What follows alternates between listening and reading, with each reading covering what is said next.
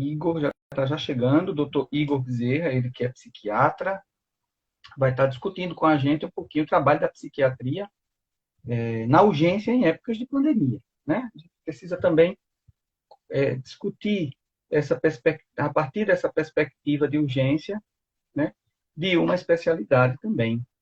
Já tivemos o nosso Psicologia com Vida com psicólogos nacionais, psicólogos também de fora do país. Eu já chamei aqui o doutor Igor. Estou vendo aqui também está entrando meus familiares, alunos. Um abraço para todo mundo.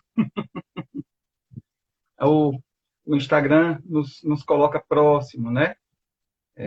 Egressos também. Estou só esperando que o doutor Igor consiga entrar. Há uma necessidade também muito grande, né? De que nós possamos também aprender a lidar com essa época, né? Com a nossa ansiedade, com o nosso desejo de que saia correto na hora que nós precisamos. E é um desafio também, né? Então, está chegando o Roberto. Oi, Roberto. Liana também. O doutor Igor está já se conectando. Ele está ajustando o celular para ele poder estar discutindo com a gente aí a nossa temática da noite, né?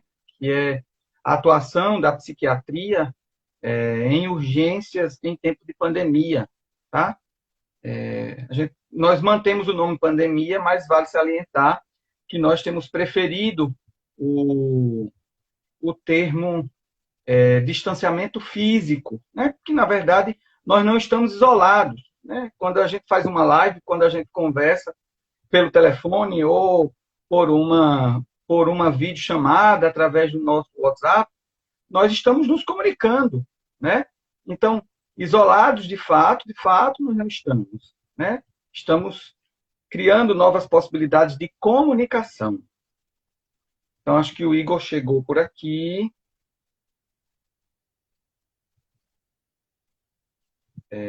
Acho que o Igor está chegando. Chegou aí o doutor Igor. Igor, eu não vou fazer muitas delongas, tá? Eu acho que esse momento é com você. Eu já fiz as delongas necessárias. Só agradeço a sua estada conosco. A gente tem aqui ex-alunos, continuam da família, temos alunos, temos profissionais, parceiros do nosso curso, conhecidos seus também, colegas seus, pessoas das nossas famílias, enfim. Esse é um momento de serviço da psicologia, da psiquiatria, através do convite do seu brilhantismo e da sua experiência e da sua disponibilidade, que para mim foi muito boa. Tá? Agradeço demais a sua estada e, doutor Igor, é com você. Boa noite, então. Primeiro eu quero agradecer o convite ao coordenador Sócrates. Também eu quero parabenizar pelo Dia do Psicanalista, né? E agradecer a Uninasal por essa oportunidade, né? Então, hoje a gente vai falar um pouquinho sobre os transtornos mentais, o que está acontecendo na psicologia, na psiquiatria, nesse momento que a gente está passando. Antes disso, eu queria me apresentar. Meu nome é Igor Bereza, eu sou residente da Federal, sou R2 da Federal, de psiquiatria, e eu trabalho ainda como clínico também. Eu trabalho na rede pública, em alguns hospitais aqui em João Pessoa, mas eu trabalho mais na UPA Valentina, que é uma das UPAs que viraram UPAs referências para o Covid. Então, assim, a gente está vivenciando bem de perto esse momento que a gente está passando, com essa referência da UPA Valentina, onde eu trabalho. Então, assim, como eu trabalho na urgência, então, bem de cara, a gente tem visto muitos transtornos mentais. Claro que a gente está vendo muito caso de corona, mas a gente está vendo os transtornos mentais que essa doença, que essa pandemia está causando. O que a gente precisa salientar um pouco o que todo esse período que essa doença pode ocasionar. A gente tem dois grandes grupos aí que a gente tem que dividir para discutir. Um, a população em geral. Outro, a população, que é os profissionais de saúde, né? Os profissionais de saúde que estão lidando com isso. A população em geral, com certeza, está sofrendo pelo isolamento, por diversas questões, pelo medo, né? Pela preocupação excessiva de adoecer, pelos cuidados que tem tido, pelos acontecimentos mesmo, pela alta taxa de letalidade dessa doença que a gente está vendo, muitos óbitos, pessoas próximas da gente. A gente vê que na Paraíba tem crescido muito o número de casos diagnosticados e também do número de óbitos já. A gente vê que os hospitais estão começando a lotar. Então, a gente está percebendo que os transtornos mentais também estão se agravando com isso, né? Antes de tudo, a gente tem que avaliar, porque a população geral, muitas vezes, é mal conduzida do aspecto psiquiátrico. Então, muitas vezes Uhum. não é diagnosticada, já vem com comorbidades não tratadas. E nesse período, a gente vê a exacerbação dessas patologias, desses transtornos, não só pelo caráter de personalidade, mas também as questões de ansiedade, de depressão, de tentativa de suicídio, né? E com o isolamento a gente vê que isso tem piorado bastante, né? Eu acho que o grosso, o que a gente mais está recebendo na UPA são os transtornos de ansiedade, que muitas vezes se confundem mesmo com a sintomatologia da doença, né? Porque Hum. a ansiedade vem com uma taquicardia, com tremor, pode vir com sudorese, pode vir com sensação de falta de ar, né? O que muitas vezes o paciente chega confundindo aquilo como um sintoma da doença causada pelo Covid, né?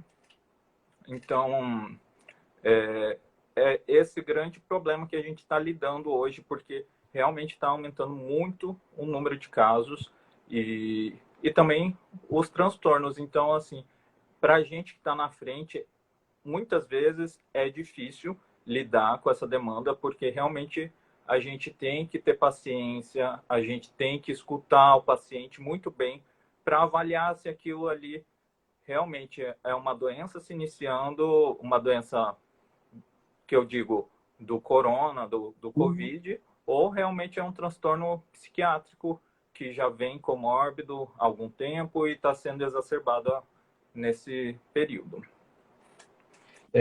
Eu não sei se eu posso fazer perguntas Com agora ou eu espero um certeza, pouquinho. com certeza. Na sua prática, né? Na urgência, né? Como é que, como é que tem sido esse traquejo com esse paciente, com o familiar? Como é que tem funcionado isso na prática? Então, na prática é o seguinte, o que a gente tenta avaliar ao máximo realmente é essa questão, essa diferenciação. Então, assim, a gente tenta acolher o paciente de qualquer forma, ele estando com uma doença, um transtorno psiquiátrico ou não. Então, assim, Uhum. eu acho que o acolhimento é o principal nessa hora e saber escutar. E claro que a gente tem que, é necessário a gente fazer o diagnóstico diferencial, né? A gente precisa avaliar, a gente precisa diagnosticar, a gente precisa investigar se tem é, é, uma patologia ali, se tem uma doença ou uma crise de asma ou uma pneumonia ou mesmo a doença do Covid, né? Então, a gente precisa fazer esse diagnóstico diferencial, tanto que na psiquiatria isso é muito falado, porque a gente precisa excluir as causas orgânicas sempre, né? Então, claro que a gente precisa fazer isso, precisa fazer esse acolhimento, precisa fazer investigação, e aí sim a gente tenta encaminhar esse paciente para um lugar mais seguro. Claro que um paciente com ansiedade simplesmente está num lugar onde está sendo atendido um grande número de pacientes mesmo com a doença, é muito perigoso, né? É muito perigoso a contaminação. É isso que a gente está vendo, que a gente está tendo problema nesse, nessa ocasião, porque a contaminação é muito grande, muito fácil dessa doença. Então, a gente está tentando encaminhar. Eu sei que A gente tem alguns projetos, né, já no estado, na prefeitura. A federal também está com um projeto para atendimento dos funcionários e também dos antigos, dos pacientes que a gente atende, né? A gente já está com uma triagem acontecendo, com consultas online e eventualmente vão ter consultas presenciais, sim, entende? Eu sei que os CAPs também estão funcionando, então, assim, a gente precisa dar assistência, sim, a essas pessoas que estão sofrendo também com essa situação.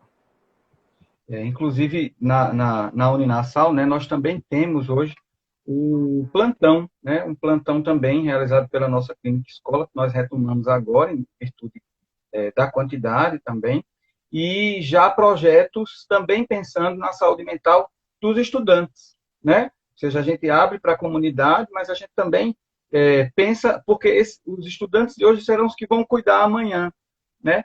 Então, isso também é algo que nos preocupa, né? Que também há um certo grau de sofrimento mental.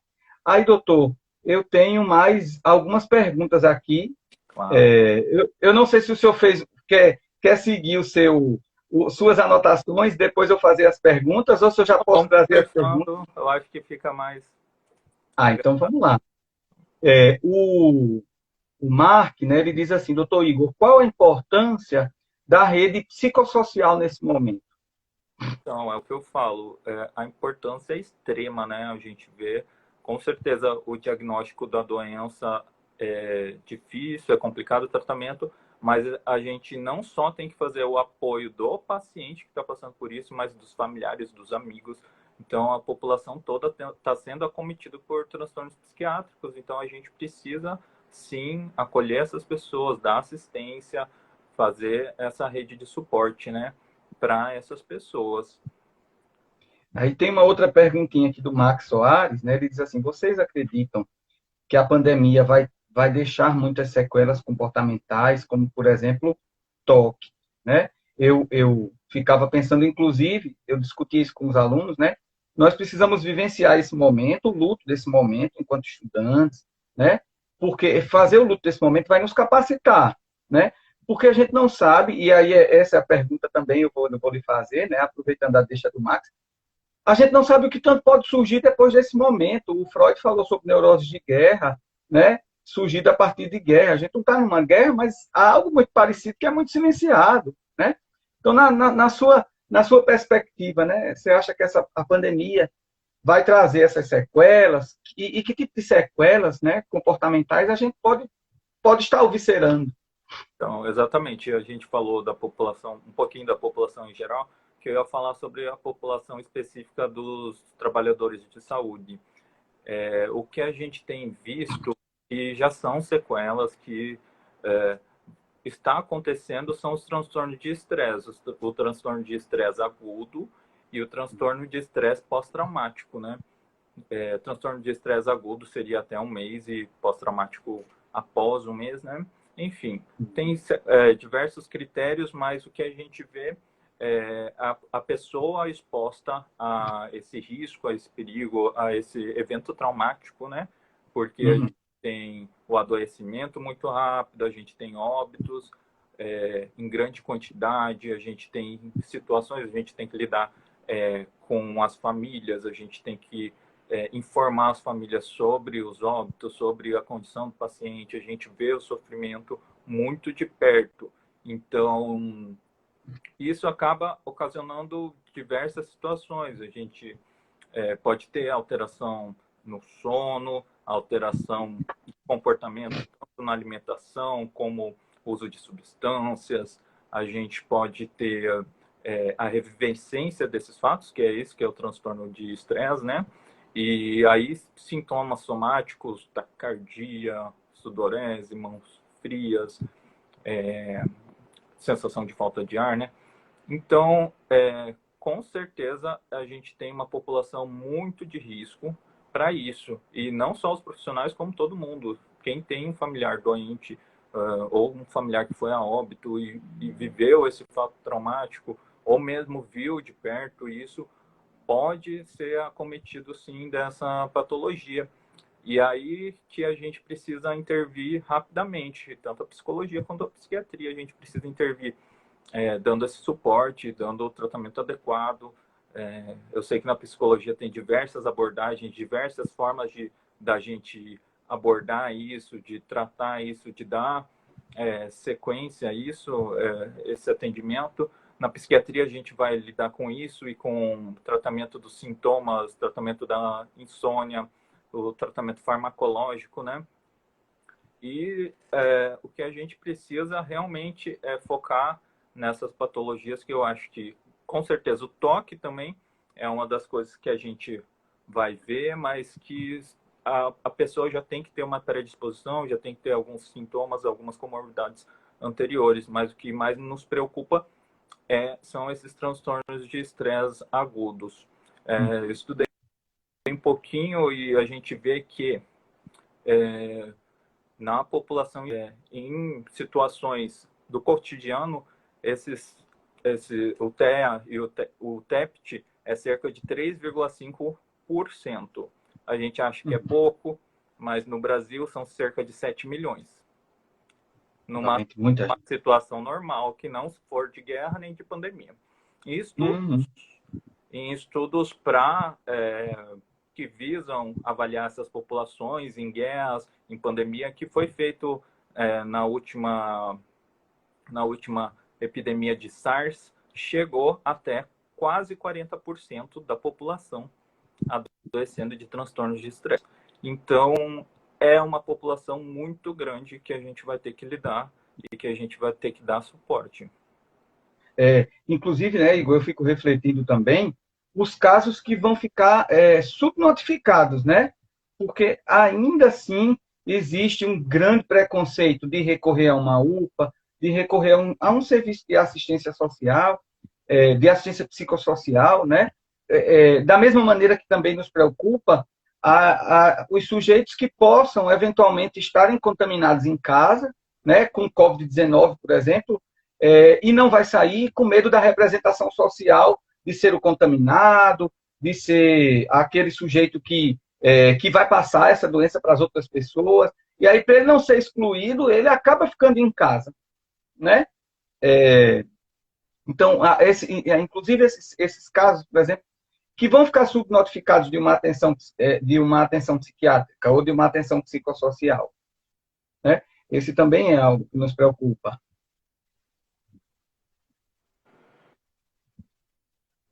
Oi, Igor, você está me ouvindo?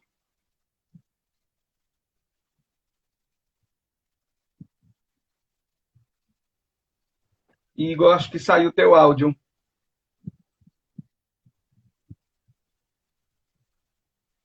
Não, ainda não. Eu li seus lábios, mas não estou lhe ouvindo. Deixa eu ver aqui.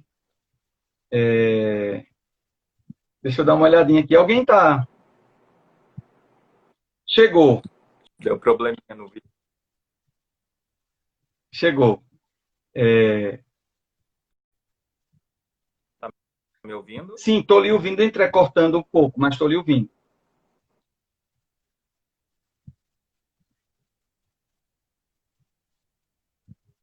Acho que alguma coisa na conexão, doutor Igor. Vocês estão me vendo?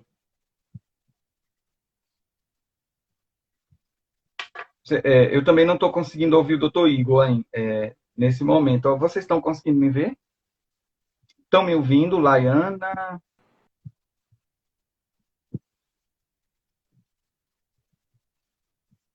Vamos lá. Doutor Igor? Professora Regina disse que está ouvindo. Jane está ouvindo. Eu não estou ouvindo ainda o doutor Igor. Ah, você está vendo? Eu acho que está travando a internet do doutor Igor. Pode ser sim. Vamos só. Ok, que bom que vocês estão dando esse feedback, né? Deixa eu só ver com o doutor Igor se aconteceu alguma coisa. Não? Agora sim, doutor Igor. Está melhorando? Melhor.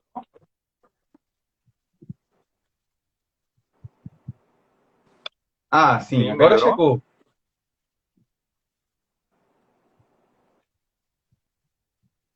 Doutor Igor?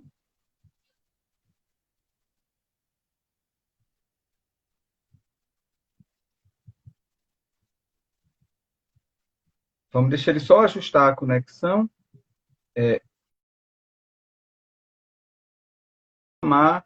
Eu vou chamar de novo, doutor Igor. Eu acho que ele pode ter caído. Deixa eu chamá-lo novamente. A gente está também utilizando o WhatsApp, né, para facilitar na comunicação. Vou chamar o doutor Igor novamente. Ele está aqui. Estou chamando novamente o doutor Igor, tá? Para a gente poder voltar a conversar, né? Tem algumas perguntas aqui. Assim que o doutor Igor voltar, eu já manejo as perguntas para o doutor Igor. Agradeço a todos que estão por aqui. A gente também pode ter alguma instabilidade no Instagram, é normal que isso possa passar, mas estamos disponíveis para isso, né? Aproveitando também, amanhã a gente vai estar com a professora doutora Regina, diretamente de Portugal, ela vai estar discutindo com a gente em um colóquio internacional. As inscrições estão no nosso Instagram, tá? Junto com uma psicóloga, a doutora Zaira, que é a presidente do Conselho Regional de Psicologia de Alagoas. Ela vai estar com a gente amanhã, discutindo perspectivas clínicas da psicologia, tá? Pode ser também, Morgana, no Instagram cheio, né? Vamos lá, vamos ver se a gente consegue chamar novamente o doutor Igor. O que se dá?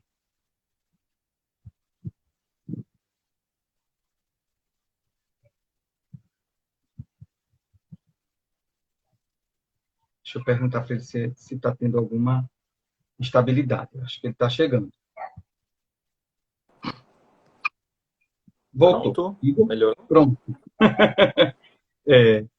Vamos lá. Eu, eu vou te trazer algumas perguntas. Né? Eu acho que nós estávamos. Eu estava falando sobre a subnotificação, que nesse momento pode acontecer também, né?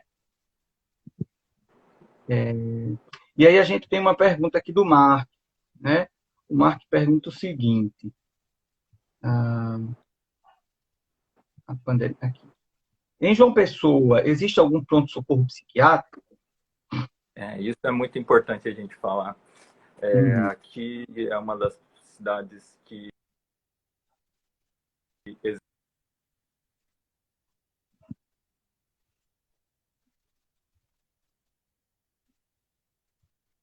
existem pronto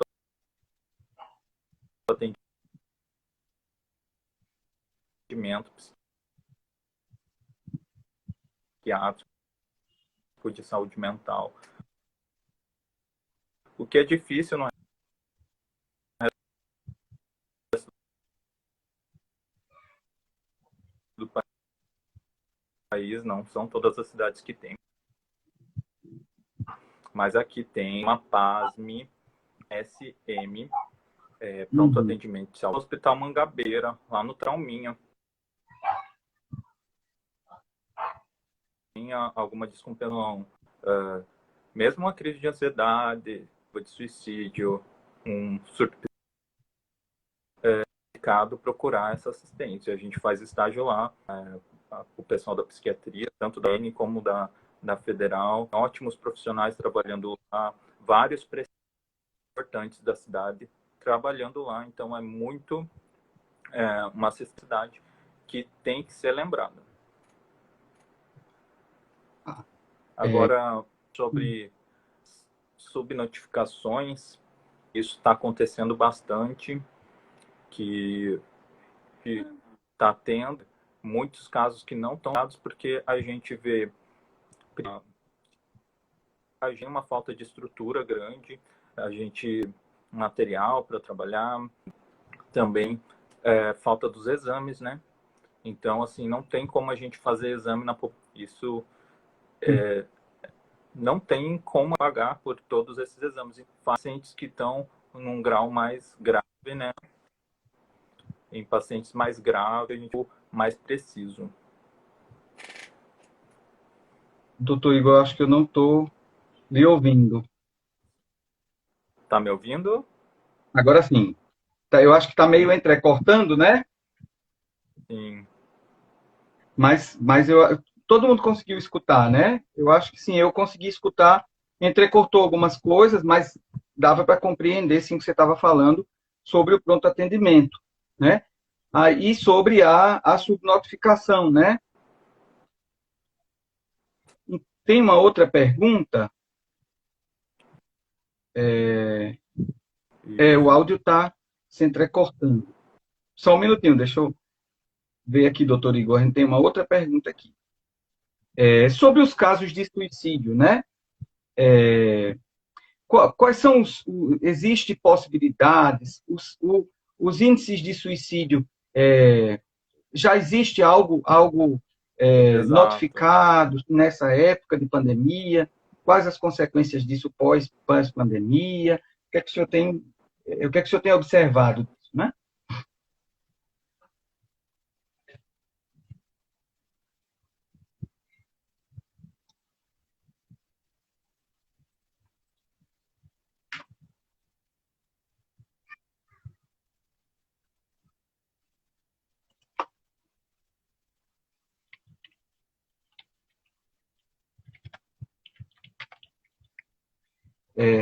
Doutor Igor, a gente não está.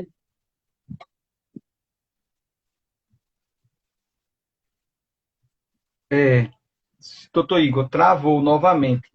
Deixa isso, está travado.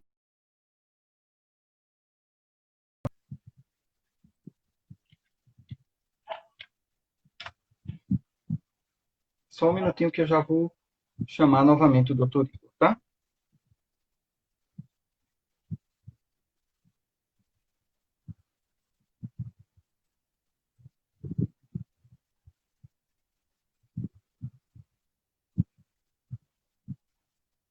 Eu acho que ele caiu.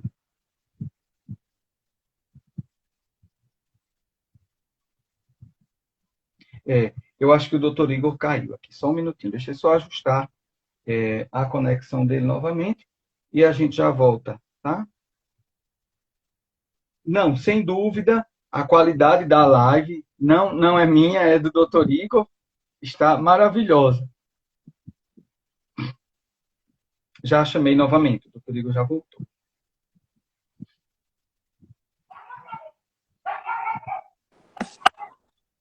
Igor, doutor Igor? Agora melhor? Agora deu uma melhorada. Vamos lá. Eu acho que a gente vai ter que dar um rewind, né? A gente vai precisar dar uma voltada. A gente estava discutindo sobre os índices de suicídio, qual a relação do suicídio com essa época de pandemia. Queria que o senhor pudesse falar um pouquinho. Então, a gente vê na prática, assim, um aumento do número das tentativas, tanto pelos fatores que eu comentei anteriormente, que a ansiedade piora, a depressão pode piorar, as comorbidades como o etilismo, o uso de substâncias, né? Tudo isso pode piorar muito. Então, isso são fatores já para tentativa de suicídio. Então, realmente, a gente vê que tem aumentado e claro que a gente não tem dados muito claros no Brasil, pelo banco de dados ser muito precário ainda, né? Uhum. Mas com certeza a gente vê na prática, sim, o aumento disso, o aumento do risco, né? Da tentativa de suicídio, sim. Doutor Igor, tem uma outra perguntinha aqui, eu acho que o senhor deve ter falado, mas eu acho que é interessante novamente, né? Solange diz o seguinte: como diferenciar os sintomas da COVID e de uma ansiedade, uma vez que ambos têm conexões, estão ligados às dificuldades para respirar. Eu queria só que o senhor pudesse novamente nos esclarecer um pouquinho sobre isso, né? Desculpa, eu não entendi a primeira parte da pergunta. Ela falou o seguinte. A ah, diferença. ela falou assim, como diferenciar, né? Como diferenciar os sintomas da COVID dos sintomas da ansiedade, uma vez que ambos estão ligados à dificuldade de respirar. Sim. Primeiro, a gente tem que avaliar primeiro os outros sintomas, né? Vamos lá. Geralmente o Covid vem com tosse, febre alta, que não passa, tá? Que não diminui, geralmente permanece mais do que 3 dias. Uma mialgia, uma dor no corpo muito forte, fadiga, sensação de cansaço, coriza, sintomas gripais, né? Pode ter dor de garganta, né? Pode ter outras. Hoje a gente vê que pode ter também alterações dermatológicas, Uhum. pode ter diarreia, enfim. Na ansiedade a gente vê uns sintomas mais inespecíficos e geralmente eles não são contínuos, tá? Então a gente vê um pico de ansiedade à noite, então a paciente fica com uma taquicardia, uma sensação de falta de ar só naquele período, num período mais determinado, entende? E não vem com outros sintomas, vem geralmente muito inespecífico, como eu disse. Além disso, a gente tem que perceber a situação que a pessoa está naquele momento, entender o que ela está vivenciando, quais são os pensamentos, geralmente a pessoa está muito preocupada, está com aquilo reverberando dentro da mente dela, falando, tentando achar explicações ou pensando o que vai ser, o que vai acontecer, então ela está expressando isso, ela está tendo sintomas psiquiátricos, psicológicos ali que a gente está conseguindo observar além dessa falta de ar, né? Doutor Igor, então eu acho que fica claro uma coisa, né? Não nos cabe na nossa casa nos autodiagnosticar, né? Ou de diagnosticar uma vizinha, de diagnosticar um familiar. Eu acho que mesmo diante do número de sujeitos nos hospitais, do número de sujeitos em pronto atendimento, acho que a via mais favorável, a mais ética, a mais que vai mais ajudar o sujeito é a gente poder conduzir, ajudar esse sujeito a um desses atendimentos, né? Exatamente. Tanto o diagnóstico como o tratamento tem que ser por um profissional habilitado, competente, que consiga avaliar isso corretamente. Não adianta a gente, em casa, sem conhecimento, tentar ajudar.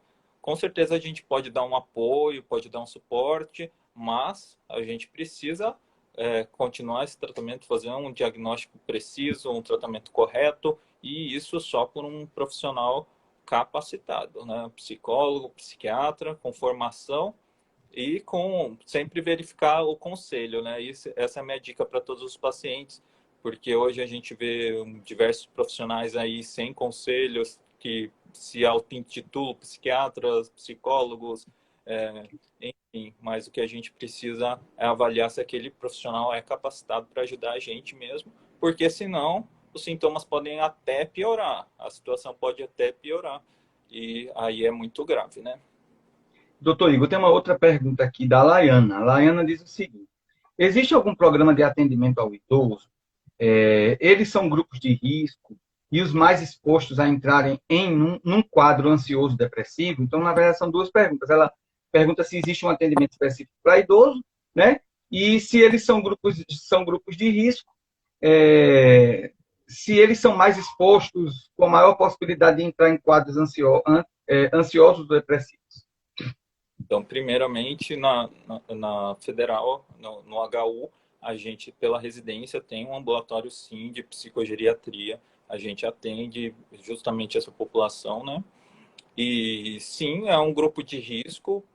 Por quê? Porque, muitas vezes, os sintomas do idoso, as características que o idoso apresenta na ansiedade e na depressão são diferentes do adulto, são diferentes do adulto jovem, que a gente vê muito as características muito é, certas, né? Então, o idoso tem realmente uma diferenciação aí de manejo que a gente precisa ter, de saber entender a dinâmica que ele está, de entender o que está se passando e também de sintomas que podem ser diferentes do adulto. Então, sim, tem um risco maior, porque muitas vezes a gente não consegue diagnosticar tão facilmente um caso de depressão, de ansiedade, muitas vezes é confundido com outras doenças, a depressão com a demência, enfim. A gente precisa fazer muitos diagnósticos diferenciais também na medicina e excluir as patologias, né, para saber se aquilo também não é só uma evolução de uma doença clínica, né? Tem uma outra pergunta. A Elisa, ela pergunta quais são as dicas, né, para auxiliar na saúde mental. Eu vou segurar essa daqui para daqui a pouquinho o senhor utilizar dela e já deixar esse grande finale, né? Mas eu vou trazer algumas outras perguntas, né? A Elisa também diz o seguinte: frente ao COVID, como agir de forma preventiva na saúde psicológica? Sabemos que o estresse é muito grande. Aí ela pede algumas dicas, né? Aí a gente vai, já o senhor vai trazer essas dicas. E tem uma outra pergunta aqui. Ju Serra, você acha que o atendimento psiquiátrico na emergência tende a piorar com o aumento de casos do COVID por poder alterar emergências para focar apenas na pandemia? Então, é o que a gente está vendo. Tem piorado, sim, o número de atendimentos. A gente vê o crescimento de muitos pacientes, que realmente é essa diferenciação que muitas vezes o paciente não sabe do que está sentindo, do que pode ser, né?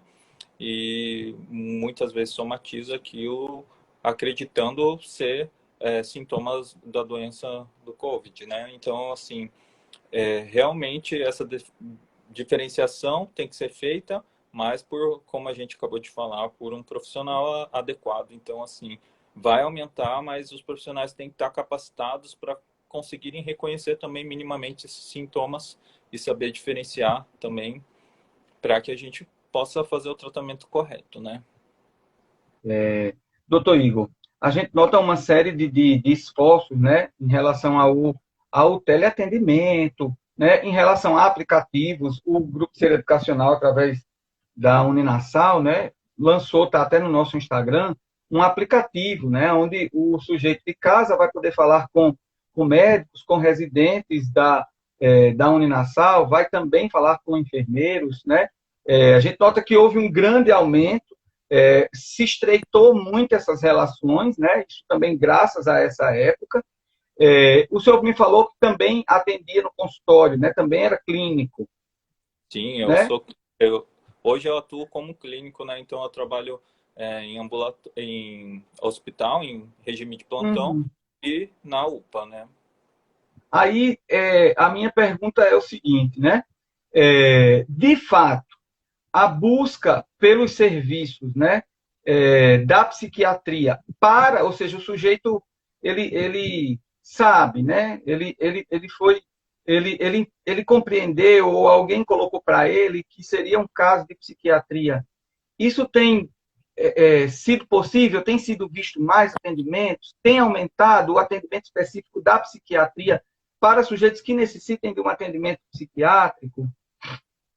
Então, realmente a gente vê uma procura maior.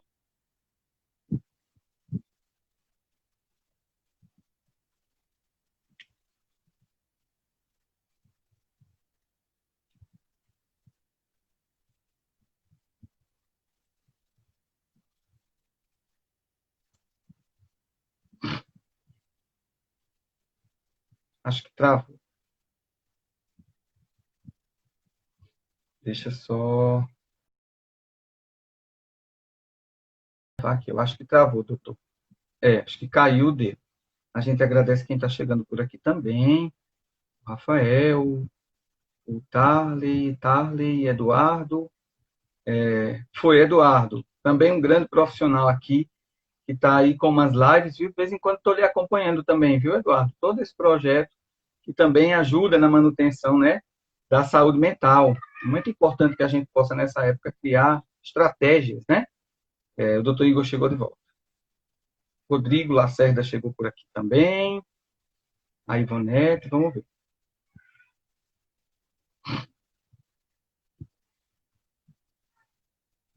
Olá, Dália. Oi, doutor Igor, caiu. Pronto. Pronto. Bom, o senhor estava falando se de fato chegou para atendimentos específicos, né? Então, eu acho que está aumentando sim a procura. Isso para a gente da saúde mental é um ganho, porque a gente vê a psicofobia como é ainda o grande preconceito que existe no país, aqui em João Pessoa ou em qualquer outra cidade do país. quanto ao tratamento de saúde mental. Então, eu vejo uma oportunidade da gente disseminar mais isso, fazer psicoeducação, de trazer a população geral que precisa tanto desse cuidado, né? Assim, Ixi, eu acho travou que de novo. travou. Vamos lá. Doutor Igor, você tá me ouvindo?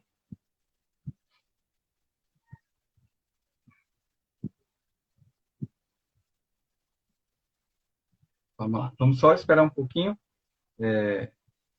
a gente poder ajustar a conexão.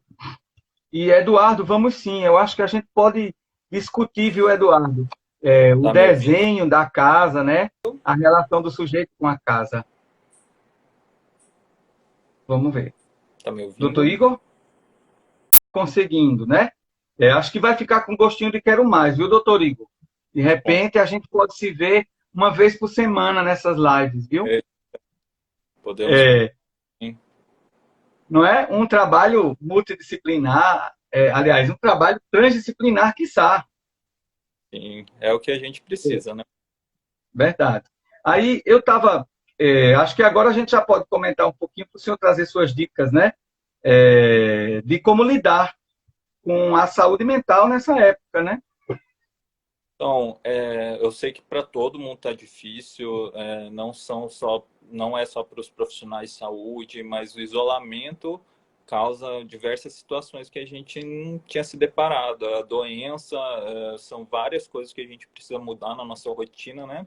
Para se adaptar, higiene, claro, mas eu acho que assim, uma das coisas mais importantes que a gente precisa focar realmente é a nossa ocupação no dia a dia, né? Não adianta a gente achar que é férias e não querer fazer nada, enfim, não ser nem um pouco produtivo. Eu acho que a gente tem que pensar quais são as nossas pendências, o que a gente gosta de fazer e criar uma rotina. Uma rotina é muito importante, porque a gente precisa regular o nosso funcionamento. Então, assim, pensar o que a gente pode fazer durante o dia, quais as atividades, fazer uma agenda, criar espaços de lazer, claro, porque a gente pode diversificar o lazer com várias outras coisas, seja Netflix, seja com exercícios físicos, seja conversando com amigos.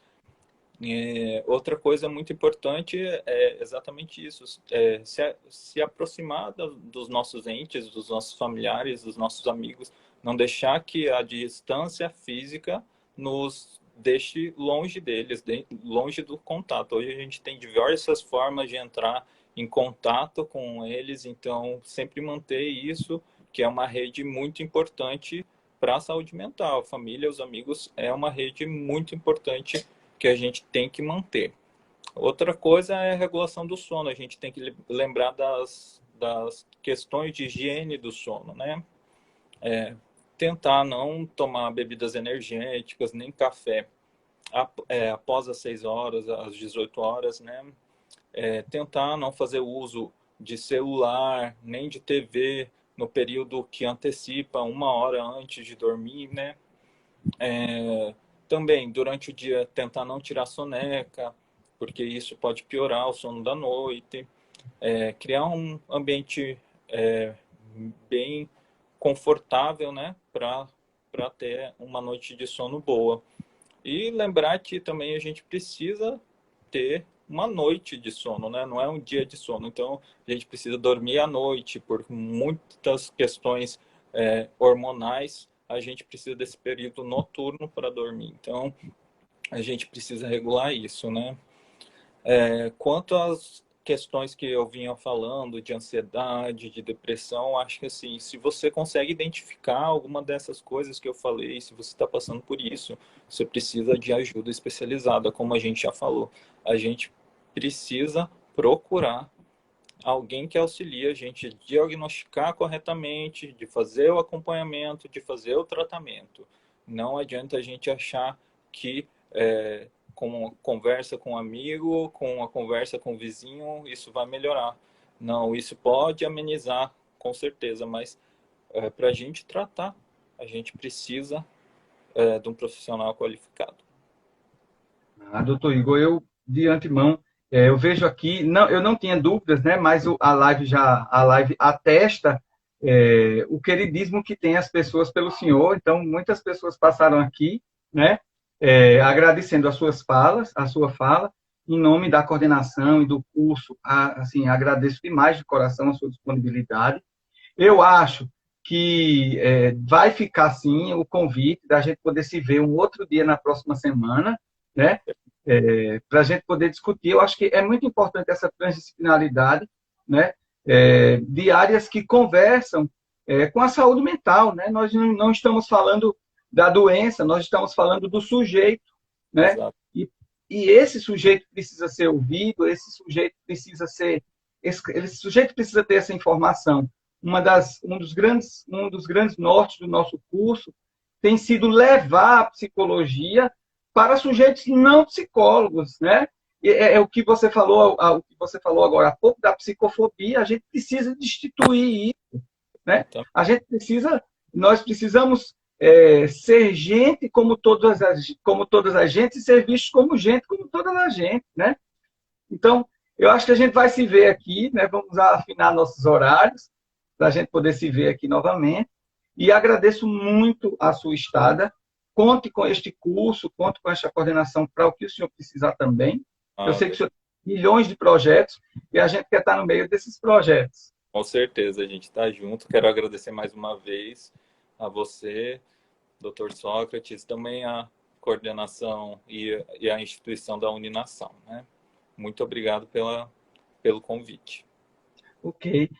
Agradeço a todo mundo que passou por aqui. A gente tem um formuláriozinho aqui embaixo para inscrição, tá certo? Quem vocês puderem entrar para poder nos ajudar com essa coleta dessas informações, a gente também precisa.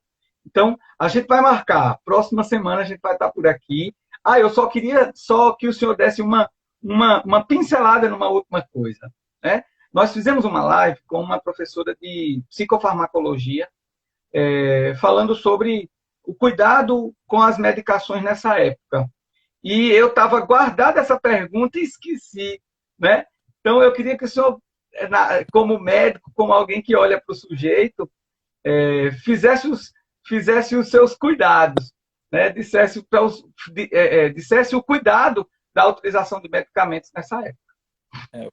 Eu acho que assim, a primeira coisa que a gente tem que salientar que remédio natural é remédio, planta tem complicação, sim. A gente não pode se automedicar, não pode existir automedicação.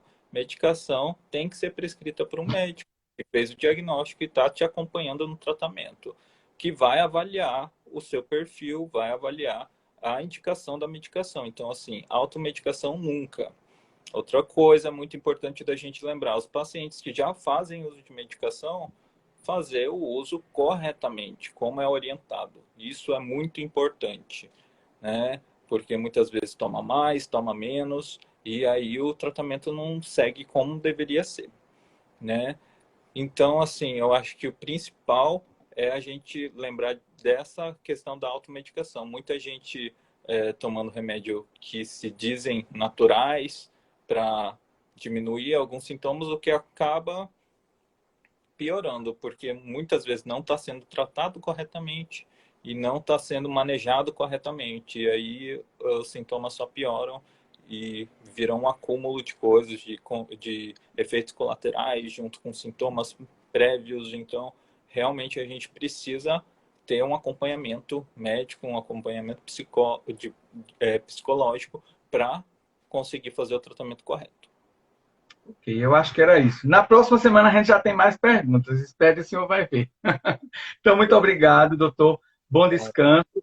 Novamente, muito, muito obrigado. Obrigado a todos que passaram por aqui. Até lá, doutor. Muito obrigado.